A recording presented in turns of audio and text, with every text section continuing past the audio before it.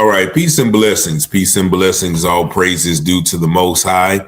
And I want you all to take a look at this video of Courtney Clessey, a quote unquote OnlyFans model who is currently in jail for killing her black boyfriend. Just take a look at her attitude during this hearing of whether they are going to allow some evidence into the case or something like that. Just watch. So there you see her there sitting with her lawyer. She's blowing kisses to somebody in the courtroom. And then you're going to see her make some other motions, like she is completely unbothered that she is on trial for killing a black man, which was supposedly her boyfriend. Just watch this. Smiling, laughing, talking, making sexual gestures.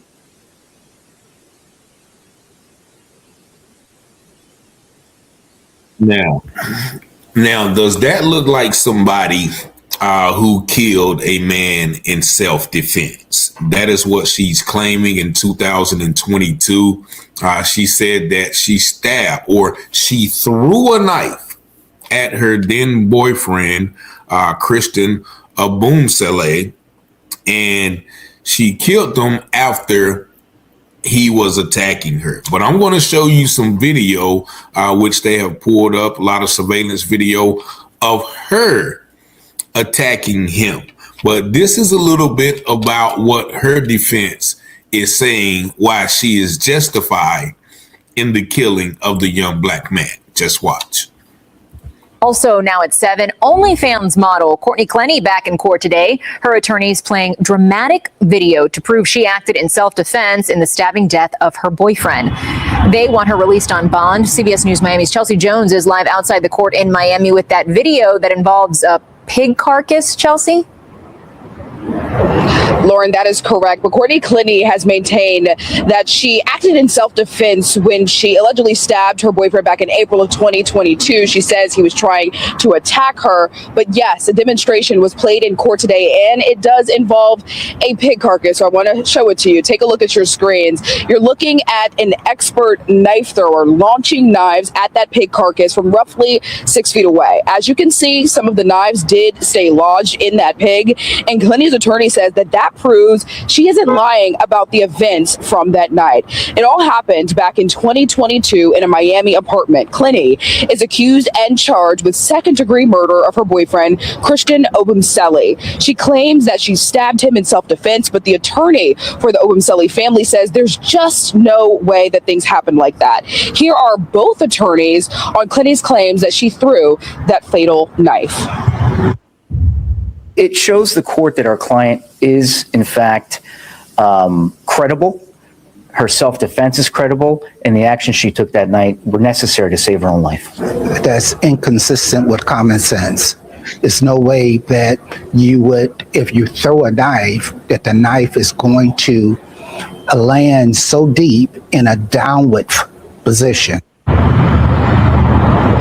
Now, prosecutors are claiming that Clessey actually threw a knife from roughly 10 feet away, which is farther away than that demonstration is shown in court today. Now, the judge said next month she will make a decision on whether or not Clessey should be granted that bond. We are live in Miami tonight. I'm Chelsea Jones, CBS News, Miami. And evidently, she didn't get that bond because, once again, she's still in jail now, sticking out her tongue in the midst of court proceedings. Now, they are trying to pull out all the stops, saying that she threw a knife that landed so deep in the man's chest that he died.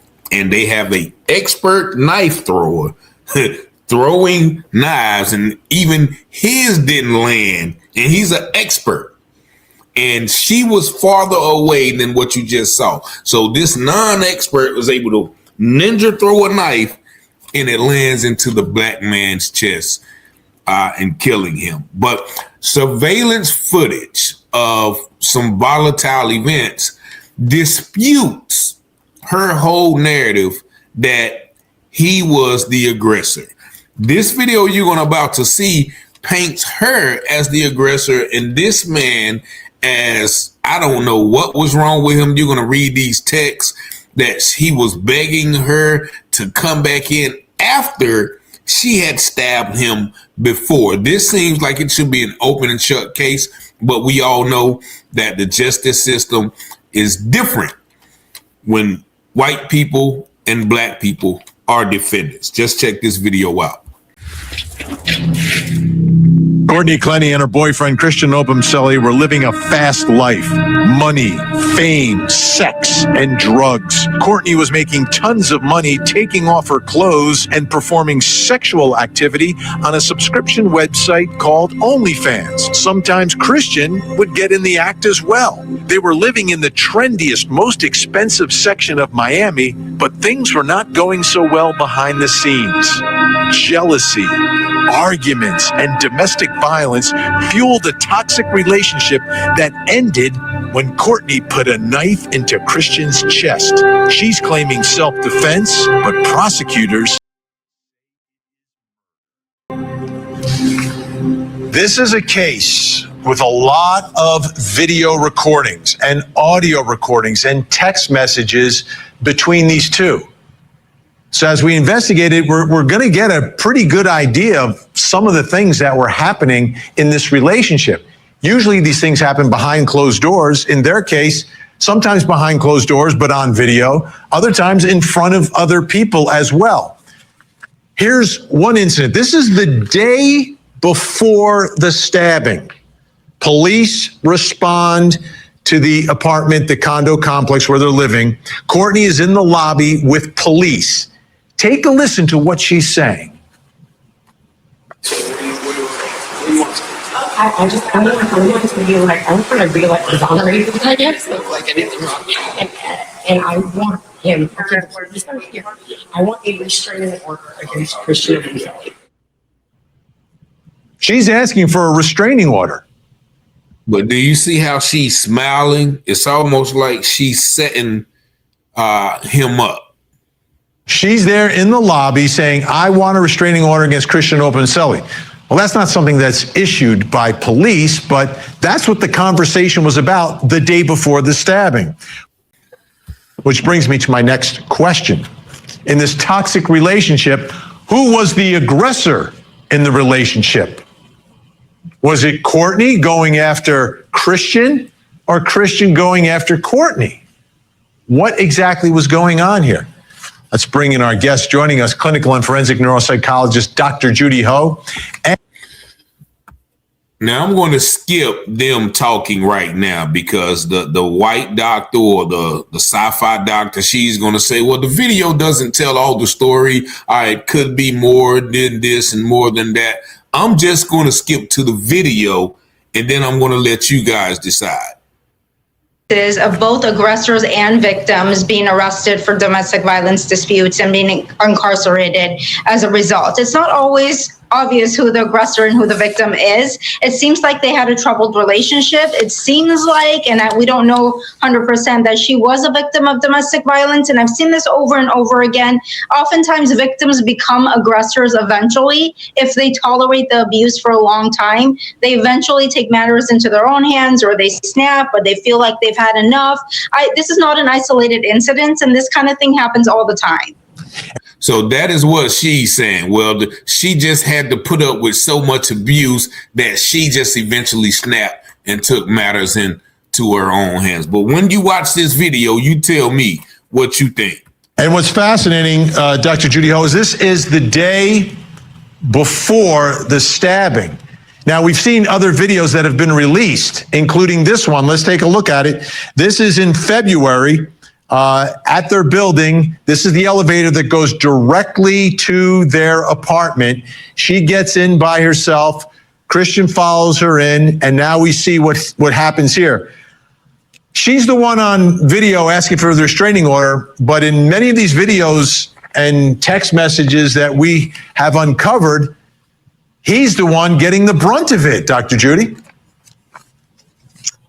Yes, Vinny. And this video in particular, I think this shows one side of the story. We don't know if all of their encounters are like this, but certainly in this encounter, you see that he is just trying to hold her back or sometimes avert her aggression, right?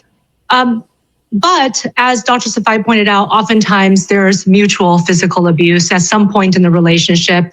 That's certainly what she's saying in seeking this protective order. And in fact, she's actually saying he's the main aggressor. Well, this video would be a counter to that claim. So at the very least, in at least one incident, she's not the one that needs protecting. It may be him, right? And that is going to be something that's really going to help everybody who is going to be part of this case trying to figure this out. You know, how much of this was really Courtney driving this, as well as some of the history of her manipulations that we've also learned uncovering the facts that we've encountered in this case. Now, text message exchanges between the two. Now, this is going to point out the manipulation. Watch this. It's amazing. I'm going to show them to you right now, and we're going to have a couple of producers read them. Let's take a listen. The crazy thing about all of this is that yesterday, when you stabbed me in the leg and you saw how bad it was hurting me and I couldn't walk, I couldn't do and you were telling me I wish I could have taken your pain away. I wish it was me and not you. The next morning, I still woke up happy. I still gave you a good day, even though my leg was hurting because my girlfriend stabbed me. So you're telling me you can't do the same thing the next day and say, whatever happened last night, today's a new day, because that's what I do for you. I woke up happy. I took you to Vegas to get your drove right back, helped you shoot, drank with you, did blow with you, just so you're having a great day. And I'm doing all of this while my leg hurts so bad. Did I make you feel like for stabbing me? No, I just sucked it up and hope tomorrow will be better. If you decide to get security, call. I will tell them exactly what happened. Hey, I'm sorry. If it's okay, can I come up? I know you said 5 minutes, but I've been in the restroom, my nose is bleeding, and the back of my head hurts. Like really hurts. I don't know if it was your hand or the phone, but I'm really dizzy. I'm putting your stuff up. You can come get it when I say you can. Go to first aid. They have to take me somewhere. My shirt was off walking through the casino so I wouldn't get blood on it. Can you open the door, please? And you were pounding the phone on my head when I was done. It's okay, but can you let me in? I don't feel good, please. Courtney, can you open the door? I don't feel good and there's a bump on the back of my head. Can you just let me in? I'll be on the couch while you're in the bed. I don't want my nose to bleed, and going back and forth downstairs to the restroom is making me nauseous. I'm getting anxiety and you know how I get. Can you please let me in and help me, please? We don't need to say a word. I haven't ate and running on 2 hours of sleep and drugs. Please open the door. Courtney, I don't feel good. Open the door for real. This isn't cool. I have a lump on the back of my head and I'm dizzy and anxious. And I can't keep walking up and down when my leg hurts. Come on. Okay, Dr. Yalda Safai, what are you taking away from this relationship, from that exchange? I mean, apparently she stabbed him another time. Yes, it's tricky because this makes it seem like he was completely the victim. And I'm going to stop right there. I'm not even going to listen to her. It's tricky. It makes him seem like he's the victim. This woman has stabbed him. They're in Vegas at a casino. She won't let him in the room. He's bleeding. He's apologizing. Okay, I'm sorry. Can I come up now? She's not letting him in. You can come get your stuff when I say you can. It's obviously that this, and, judging from the name, a lot of, people would say that he's African, somewhere from the continent. And a lot of, I'm not saying a lot, but in this case, it seems like he was very soft. And, I don't know if it's the white Jesuses they have all over there, but he was not, he's very soft. Please, can I come in? You hit me on the head. I'm sorry. I made it up to you for stabbing me. That is a cold case of manipulation. Maybe she was manipulating him because she was the breadwinner from the OnlyFans page. But this guy is definitely doesn't seem like he's the one who's the aggressor. Clearly she is. Nevertheless, she's on trial. The trial hasn't started yet. They're still making all of these motions. But imagine if that was her saying all of that he did to her. He would be under the jail. The trial would have already commenced. He would be already serving double life. And mind you, her parents also were arrested, and she got another charge for breaking in to his laptop. Why would you need to break into the guy's laptop if you're not trying to hide anything? But it's obvious to me just by looking at that and some of the other videos, it's too many to show. But this girl is manipulated the whole situation. You saw when the police came up. Yeah, I want to get a restraining order. I just want, and she's giving her, she's giving that name. She's setting him up for the kill. And that's one thing that, we've seen. The Talford guy down in Texas that was killed by his girlfriend. She said first it was an accident. Then she said, well, no, he was coming at me. And then they dropped the charges on her. It's always okay when, you're sleeping together. But once they get mad, then you're going to be the big black bad guy and you're going to get shot. You're going to get stabbed and they're going to get to go home to their family. Hopefully not in this case, but just like the lawyer said, it defies common logic for you to throw a knife and then it just ends up deep in a man's chest on a downward motion for him to die. Now, this is my first time covering this case. There's so much information on this case. I can't believe I have missed it thus far. Really just hearing about it, even though it happened 4 years ago. And so, we're going to see the outcome of this case, but it's obvious to me that she was the aggressor. Y'all let me know what y'all think about this in the comments. Y'all see the number 919-587-7782. Thank y'all for liking, watching, sharing, and subscribing to the channel. And as always, I pray you have peace and blessings. And as the scripture says, all things that are hidden shall be revealed, and those things done in secret shall be exposed on the mountaintop. Let's go, Rich. Let's go. You watching Telehouse Publishing, breaking news coverage. Give you the truth before fake news throw mud in it. Before the jury decide and the judge discover it. You should tune in to Telehouse Publishing. Telehouse Publishing, breaking news coverage. The propaganda grammar, don't believe none of it. Before the jury decide and the judge discover it. You should tune in to Telehouse Publishing. Who keep the people informed with stories abroad from literary work where the narrative's wrong. The research is always on point, the commentary is hard. It's Rich Teller raising the bar. Follow along, shout out to FBA, still FTP, big up in FAC. And all my black families, it's three sides to all stories. Which one you gon' believe? We run down on the false prophets when they come to deceive. 100% urban world news, current events. We don't like them lies. Media is biased, we got God beside us. Ladies and gents is power. If you don't know by now, look around me, the darkest hours. Cops squeezing hammers, cause they don't understand us. We stop and freeze with our hands to kill us off like cancer. Don't speculate before the facts on the case. Telehouse set them straight, my brother Rich investigates. You got your Telehouse Publishing, breaking news coverage.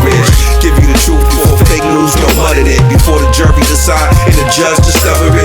You should tune in to Telehouse Publishing. Telehouse Publishing, breaking news coverage. The propaganda grammar, don't believe none of it. Before the jury decide and the judge discover it. You should tune in to Telehouse Publishing.